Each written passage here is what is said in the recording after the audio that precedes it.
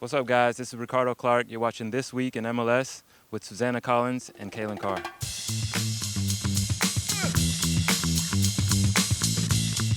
Calen, we're back! Yes! Yay! New York City. We're here. This feels weird, actually. I know, you've been on the road for Copa. Yeah, how many cities did you go to? I can't even remember. About 6. I don't know. I lost count. Nice. I lost count. You've been doing your movement show, which debuted last week, and it was awesome. It did, yeah. Thanks really so much great. to everybody for the support. I really, I do appreciate it. It's been awesome. Like, everybody in Montreal who was a part of this shoot, and then people up there have really responded to it. Yeah. Friends around the league have been texting me, so, and there's more to come, I should say. There's more to come. We've been to a couple other places also, so stay on the lookout for that. Absolutely. It turned out really, really great. We're proud of you. But we can talk about the movement all day, but I want to talk about MLS. It's back. We hear it all the time from the fans now, guys. Why aren't you talking about FC Dallas?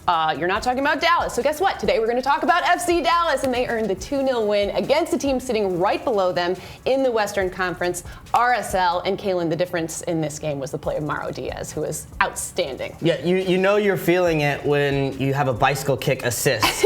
Mauro Diaz, probably one of the most talented players in the league. Another guy that I like that was a standout for me in this game was Kellen Acosta. Mm-hmm. He had the goal, of course. But his play, his movement, his athleticism, and his technique, he's a young player that I really like looking forward for this U.S. national team. And moving on to NYCFC, and maybe these guys should consider playing the rest of their games on the road because they picked up their league-high 4th road win of the year, beating the Sounders 2-0. And Calen, it seems like they are finally getting the production that they expected from their DPs. Yep, Frank Lampard gets a goal.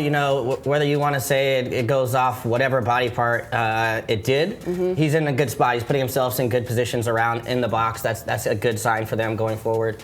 And then Madrid gets the second one. They actually have been a victim of pressure. This time they applied it. Were the aggressive team and deserved the win. And on the flip side of that, it seems like frustration is really beginning to set in on the Sounders side, as evidenced by Brad Evans' post-game comments. It should be a given that you have to work your ass off at home. Every ball, every bouncing ball, when you lose the ball, you've got to track back and win it. You've got to fight for every single header. The givens aren't there, and that's why we're losing games. Certain guys maybe are okay with the way that it's going. Maybe they've been at teams before where losing was a tradition, but that doesn't happen here. We don't have losing seasons. I actually like these comments from Brad. He's clearly frustrated. Anytime after a game, it's difficult to kind of control those emotions. But he's a leader on this team. He's won a championship with Columbus. He's been there through these successful years in Seattle, in a rough patch now.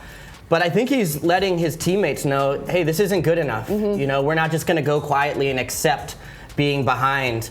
They're far out of playoff position right now, and those little things that he's talking about are important for this team to get back on track. Of course, not having Clint Dempsey will hurt them, but I think it's the mentality, and I think Brad's the right guy to deliver this message. All right, out to Orlando, where a PK in the 100th minute by Kaká gave Orlando a 3-2 win over Toronto. But for Toronto, the big story was the loss of goalkeeper Clint Irwin, who left the game with a leg injury midway through the second half. And Calen, Clint Irwin has been tremendous for Toronto.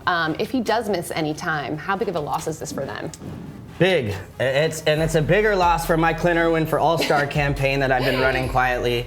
Now, he's been fantastic for them throughout the season. That rebuilt back four from the offseason, he's anchored that and been steady. They're going to hope that this isn't a serious injury. But it's tough to say, at this point. I think it's listed as a leg injury. You never quite know. Very vague. Yeah, the leg the mystery leg Goalkeepers, injury. they need legs anyways. No, I think on the other side, to concede a 98th minute penalty, I think they took it in the 100th. Yeah. Kaká with the finish, but that's got to be a heartbreaker. And for me, the beast goes down too easy there. A clever play by him, but I want to see a sure call there. All right, well then out on the West Coast at Stanford Stadium, the Quakes and the Galaxy settled for the 1-1 draw in the latest installment of the California Classico. And for the Galaxy, after going 3 games without a goal, nice to see them put one in the back of the net, Calen. And it's just how you draw it up too, right, Susannah? It's got your winger, Steven Gerrard, out on the right flank, who whips it into your target striker, Dos Santos, who just gets up and dunks on people. No, I don't. That's not at all how you draw it up. The Galaxy, to their credit, they've been missing Jossie. They've missed Robbie Keane, of course. Their parts have been pretty interchangeable, though. They do switch positions pretty well. And then also, you've got to give a shout out to Chad Barrett, my old roommate on the road. I bet he's got some stories. I've actually got some stories. No, he let me use the remote most of the time. But look, he hit the crossbar twice in this match and was a threat throughout the game. Sometimes that can shake your confidence a little bit to stay strong and be able to get that late equalizer. A strong result and a big-time performance by Chad. Good stuff. All right, well, there was plenty of other action around the league, all of which you could have seen if you have MLS Live. DC United hadn't scored in their past 2 games, but found the back of the net twice in a 2-0 win over the Revs. Calen. Yeah, well, I've given Luciano Acosta a little bit of stick because I've said he hasn't been able to influence when it comes to goals, when it comes to assists. In this game, he was huge. Now, I think Ben Olsen is reformatted this formation a little bit. Mm-hmm. They've gone from 2 strikers to just Saborio a little bit higher, and that's allowed Acosta to sit with 3 in the center of midfield. If you take a look at this play, Acosta just standing there on the side of the field as if nothing's happening, but he's going to be the one who makes the difference here. Ball goes over the head. You see Bunbury. He just turns and looks at the ball, loses track of Acosta, who will continue his run. It's a simple little throw-in play. Then he looks up, and look at this pass to the back post. Yes, Lamar Nagel, give him credit for the finish. Susannah, that's one of those plays that it looks like nothing because it's a throw-in, there's no danger. But you have to stay tuned in there. And I guarantee you that's something that Benny Olsen is going to have these guys practicing. It's one guy comes short, it goes over, he continues the run. It's a simple play. You feel kind of silly practicing throw-ins in training, but it can make the difference in a game, and it did here. Calen Carr breaking it down. I love it. All right, Vancouver ends Philly's 10-match home unbeaten streak with the 3-2 win, Calen. Well, Vancouver, I just want to talk about this Kekuta Mane goal. I know that there was a whole game going on, but can we get this guy with the national team already? I mean, how often do you see a guy pick it up nearly, I think, in his own half, and just carries it forward, just direct. There's no reason to go anywhere else but straight to goal.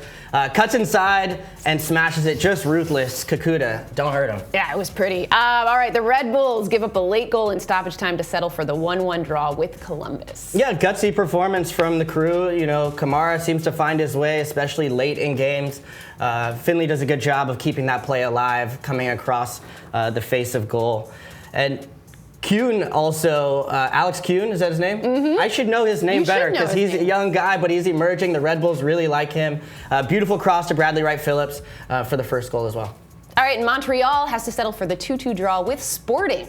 My guys, Montreal. Everybody up there in Montreal. I feel like after the movement, I need to go up there. I feel like I'd be getting. You're all about Montreal. I'd be treated so much better now. You're like the mayor up there, basically. Yeah, I don't know about that, but I do want to go back up for a game. But yeah, this was a good performance. Drogba, of course, has the nice little ball through to Kamara, sets it across for Ontivero. But give Sporting credit. You know, Dom Dwyer, he really stepped up in a big way. 2 goals. He can hurt you in different ways too. Of course, he gets the one from the Espinosa off the cross. But then Lefebvre has to back off him a little bit because he has the pace to be able to go at you one-on-one, and then he just smokes it to the back post. And speaking of Dom, did you see his post after the game of, I think it was on Instagram with Drogba's with the jersey? Yeah. Oh, he was so excited. He looked pretty pumped. I'd be. Why wouldn't you I be? love that, man.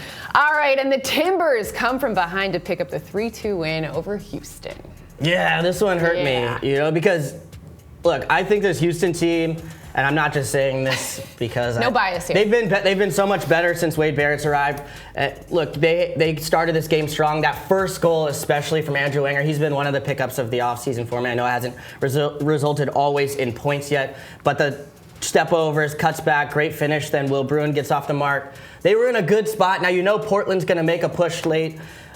But to me, that penalty, never a penalty. Yeah. I know it's a close one, but that one hurts. It's hard to withstand those games in Portland. I trust me, I've played out there. When they make a push, it's hard to withstand, but you feel for the guys in orange for that one. That one hurts. Well, this upcoming weekend is the 4th of July weekend, which means that when you're not watching fireworks, you will have plenty of time to watch all of the MLS action. We start with a pair of national TV games on Unimas this Friday. First, the Fire welcome the Quakes to Chicago, a game that can be seen at 8 p.m. Eastern. Then at 10:30, RSL welcomes DC United. If you have MLS Live, you'll be able to check out all 3 games before MLS action returns to national television on Sunday. First, at noon, we will have another NY Derby as the Red Bulls head to Yankee Stadium, a game that can be seen on ESPN. 10, then at 7 Eastern. Sporting KC welcomes the Crew on FS1, and finally 3 more games on Monday, all of which can be seen on MLS Live, including the debut of Tim Howard in Colorado. And Calen, he's obviously coming off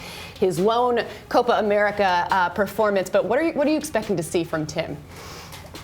I'm excited to see him in the league. I actually saw him for a second in Houston and talked to him, and he seemed really excited about just getting started.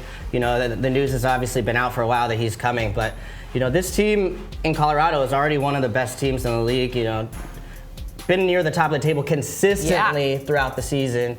Now you feel for Zach McMath. Will he keep his place? That's a tough one. That's really hard. Yeah. But I mean, this league is better with Tim Howard in it. I think I'm excited to watch him play. And Calen, also worth mentioning that July 4th begins the transfer window, so we can see some interesting moves. I've been hearing some rumors going around about some potential signings. Follow me on Twitter. No, follow Taylor Twellman on Twitter if you want to know what's going to happen. He's got big goods.